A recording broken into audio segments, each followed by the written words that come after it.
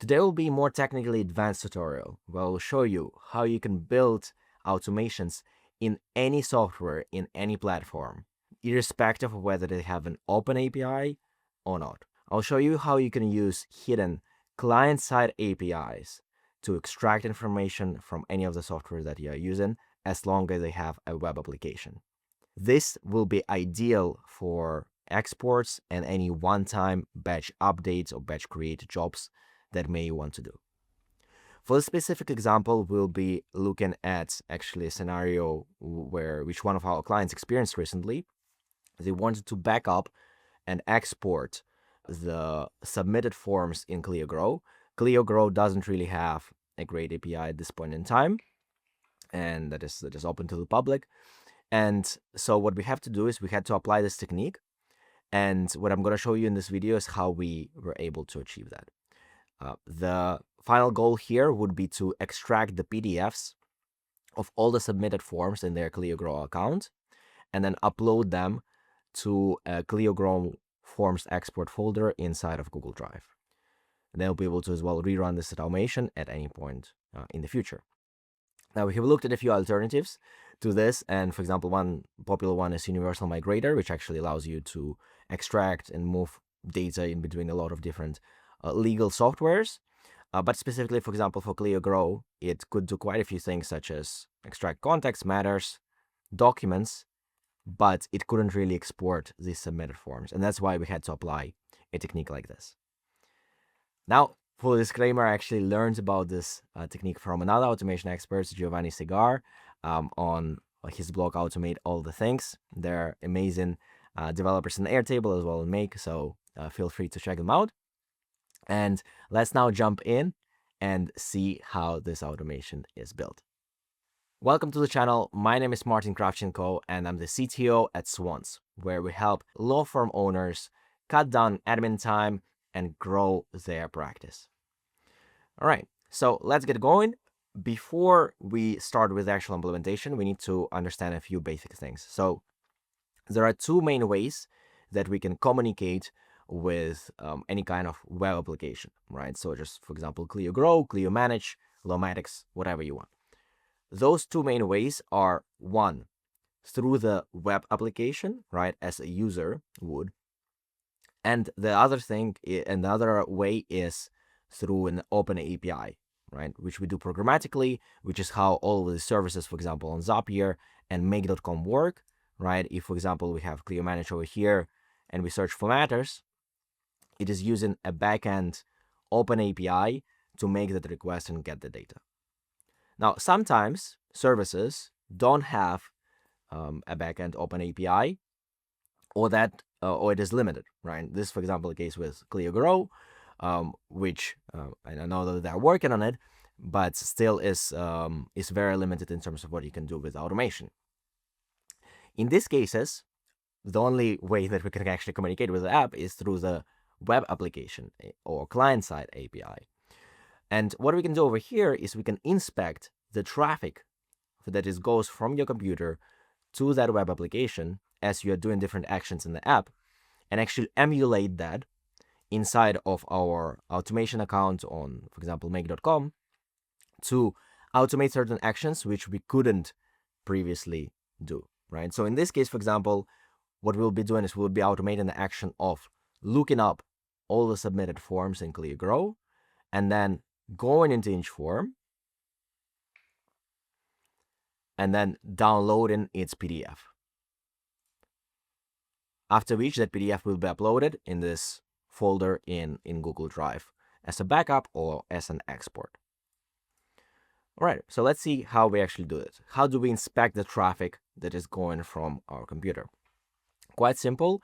In Chrome, what you can do is you can just click on these three dots over here, then go into More Tools and Developer Tools. And so this will open up a window like this, which will show you just the HTML of the page. But then if we head over to the network section, we'll be able to actually track all the requests that are being done as we interact with the application. So let me, for example, reload this page over right now, and we'll see over here all the requests that are being executed.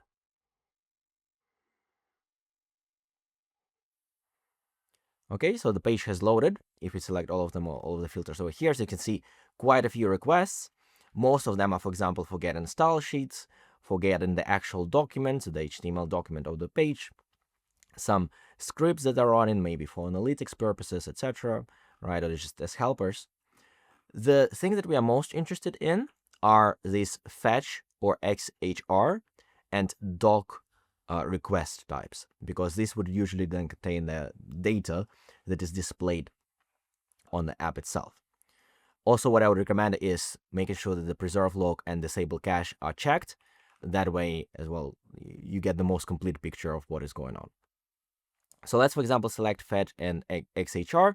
As you can see, there are fewer items now available here on the list, and then we can look at their names and see what they're about, right? So, for example, like this 6, I, and P are not very descriptive, but in here, for example, we have one for intake forms, right? And so if we open it up, we'll see all the details about the request, such as its URL, the method, the status code that was received, and also all the request headers that were sent out over it, together with that request to the server, such, for example, cookie for authentication and any other headers that may be available. In the response, we'll be able to see the response that we got from the server, right? And so in this case, actually, it's JSON, which is amazing, right? Which is what we want. And this JSON we could actually process programmatically inside of our automation platform. It is all null here because I believe it's just looking up the pending intake forms. So let's now go to the submitted ones. And by the way, what you can do also, you can just clear all the log over here so that you start from a blank slate. If we go to submitted, as you can see, there was another request to intake forms. And in the response over here, we have actually gotten the information about these 3 intake forms, right? So we have the general intake form for example, David Richardson, right, which is this one. We have its ID. We have then one for Jessica Lawrence. And lastly, one for Mark Brixon. Fantastic. So we can now replicate this inside of our make.com account and start making those requests programmatically. So let's do that. I have now created a new scenario in make.com, and the application that we'll need to be using, the module that we'll need to be using over here is this HTTP make a request action. All right. What we'll ask for is the URL, which we can easily copy just directly here from the request. So as you can see, it's making requests to the Grow API, to the intake forms. It's ordering it by the created date and also marking that the status is completed and getting the first page. The method that we'll be using is get over here, considering we're just getting information. We're not really posting anything to the server. And then finally, we'll need to understand which ones of the request headers we want to include. Now, what you can do over here is you can actually just copy this as curl and go to Claude or go to ChatGPT and ask it which headers does it believe would be the most relevant in this case.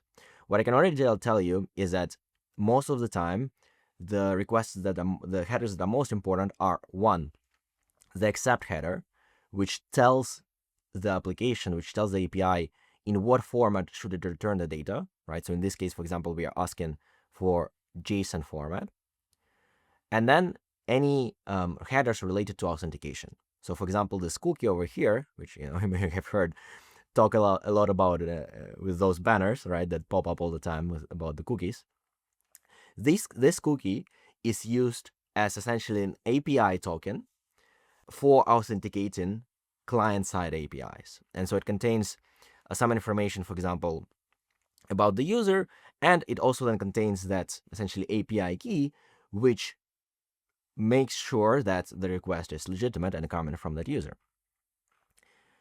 Apart from that, sometimes you would also see this something like CSRF token, which is also used in authentication and prevents some certain cross-reference request, anything, a more advanced topic, so don't worry about it. And also what you'll find a lot of times is this CSRF token, which is also used in authentication. It's a more advanced topic, so I won't go into it. But also if you see something like this, then do also include it in your request, as a lot of times it is required. Again, instead of inspecting it manually, what we can also do, copy as curl, go to Claude, paste it in here, and say, please advise on which headers in this request would be most relevant for authentication. Right? And for example, it again tells us about the cookie and the CSRF token. All right? Fantastic. So let's add those headers to our make.com automation. Let's first do the accept header. And by the way, I will actually show you what happens if you don't include it after this. The cookie, and make sure that you copy the full thing. They're usually quite long. And then finally this token over here for CSRF. All right, so we have now the token, we have the cookie, we have the accept header, we have the URL, and let's also make sure that we parse the response, which will actually process it as an internal make.com object when we receive the data. Let's run this module. And as you can see, we got to 200, which is great, which means that the response was authenticated, the request was authenticated. And in here in the data, we have the intake forms array, and inside of it, we have the data about each one of those forms that we have just looked at, right? With their ID, with the name of the person, and all the other information, just as we have seen over here in the response tab. Fantastic, so everything's working fine. Let me quickly show you what happens if, for example, you don't include some of these headers we just talked about. So if you don't, for example, include the application, the accept header with application.json value, in this specific scenario, and I mean, this will really depend on the API, right, and how it's implemented. So it is a bit of trial and error and seeing what works with a specific API you're working at. Again, because most of the times then these APIs are not documented, right? They're meant to only be used internally by the users. And that's why you'll need to do a bit of trial and error to understand what works. Unlike, for example, the documented official backend APIs, which are then obviously much easier to use. So I haven't included the application JSON accept header. And as you can see over here, instead of getting JSON object, we got just HTML code, right? Which is the web page itself. Obviously, with this, we can't really work, right? So that's not great. That's why, for example, the accept header is so important. Now, what happens if we don't include, for example, the cookie header? Let's run this. And as you can see, we get an error. For one unauthorized, you need to sign in or sign up before continuing, right? Again, that cookie header is used for authentication, so without it, none of these requests will work. Cool. So let's run this again. As we can see over here, we have these 3 intake forms. Now, how do we actually go through each one of them and download the PDF and then upload it to Google Drive? What we can do is we can use an iterator in make.com, which will go through each one of these intake forms, and then we'll execute some actions for each one of them. Now, what actions should we be executing, right? How do we get that PDF? Same idea as before. Let's clear out our log and go into one of these forms.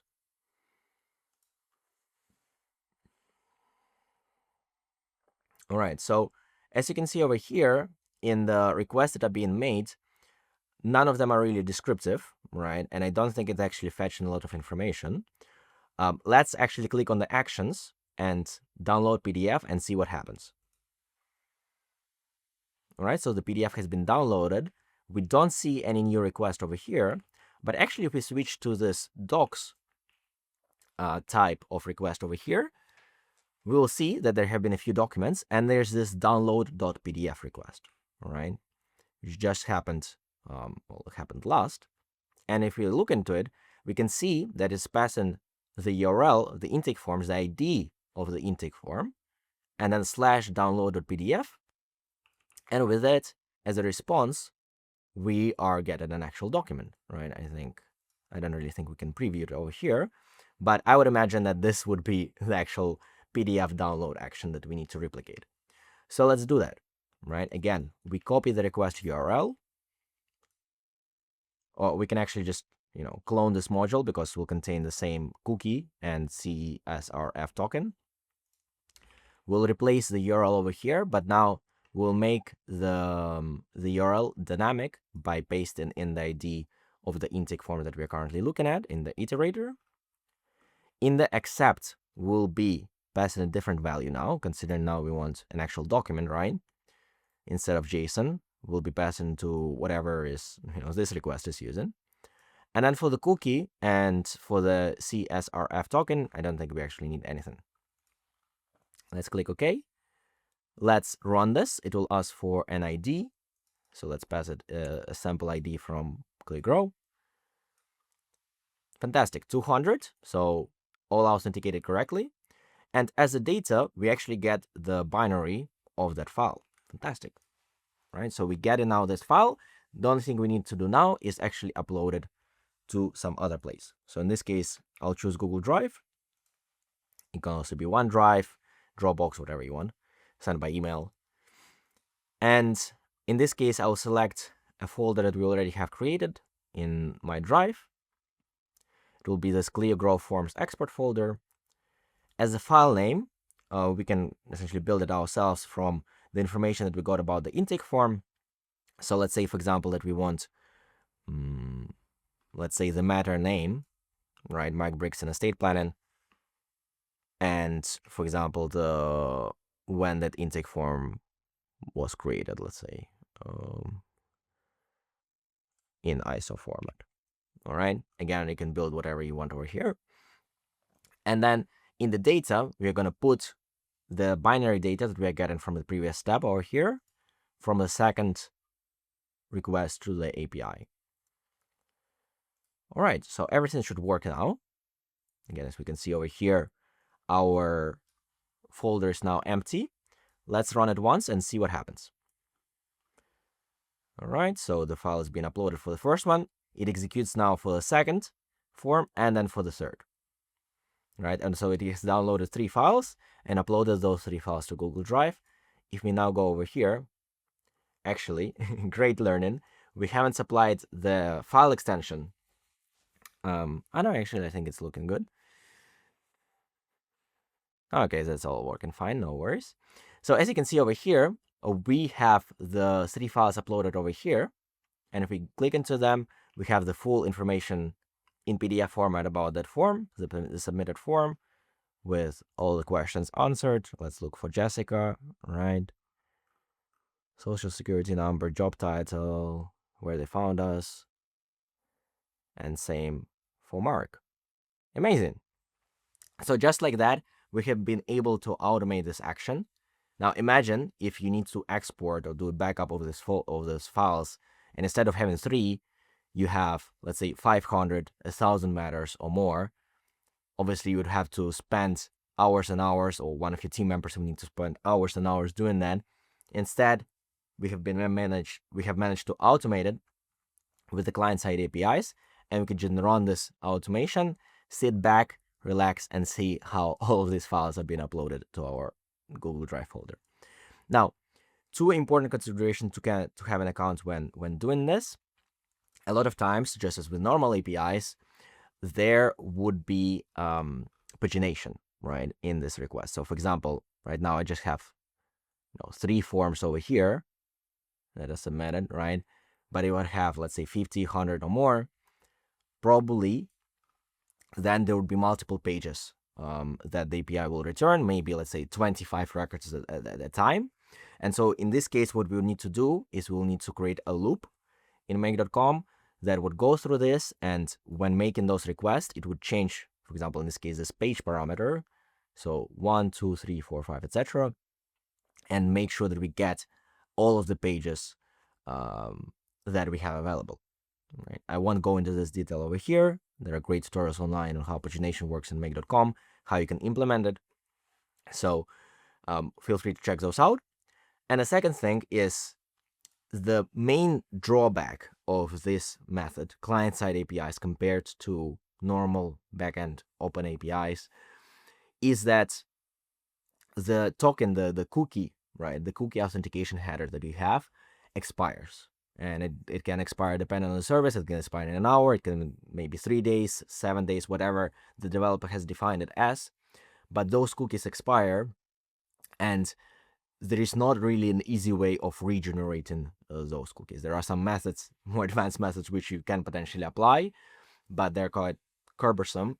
So that means that these type of automations are best suited for one-time actions, such as exports, backups, maybe batch updates of information in your system, but are really not that great for continuous automation that needs to be running all the time.